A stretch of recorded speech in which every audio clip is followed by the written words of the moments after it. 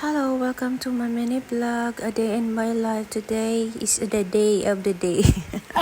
Maiba tayo. Guys, ito pala ngayon ang aking serious day.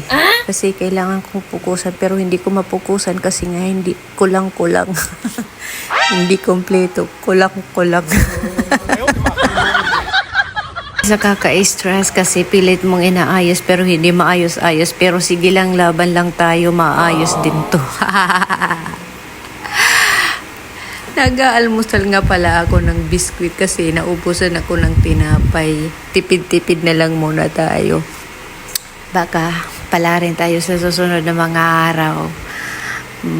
Manalo tayo ng loto. Lahat na mabibili natin. Sana all. Laban lang tayo.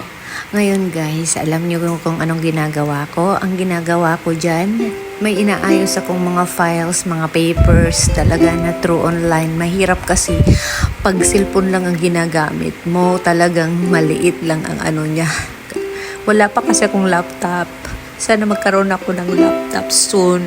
Kasi kailangan ko yun. Pero okay lang, laban lang, kakayanin ko to kahit matagal, mabagalan. Basta hindi ako umabot ng deadline, Lord. I-bless mo ako na magawa ko to, kakayanin ko to lahat. Nai-stress lang ako kasi yung timeline, ang hinahabol ko, kaya nag-overthink ako. Wow, Lord, ikaw na pong bahala sa akin. Ikaw na po lahat-lahat. Iaasa ko po sa inyo. Salamat po, Lord, sa lahat-lahat. Basta, hindi ko man talaga siya ma-open up dito sa aking voiceover kasi nga private, confidential funds. Ayan, namumblema na ako kasi hindi ko mabasa, hindi ko ma-read kasi nga cellphone lang ang gamit ko, hindi laptop, hindi siya wide. Kumbaga, maliit lang ang ano niya, space niya.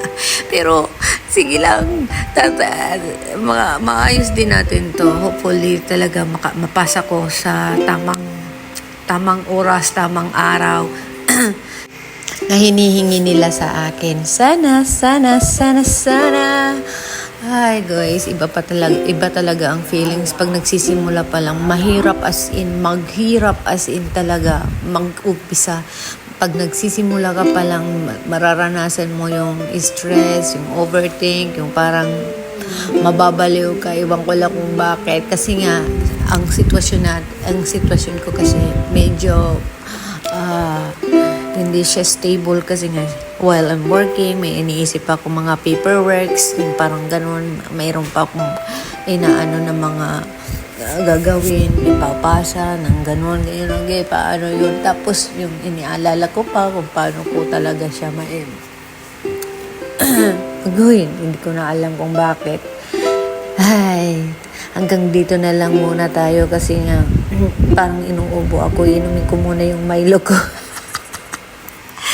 Alright guys, bye-bye.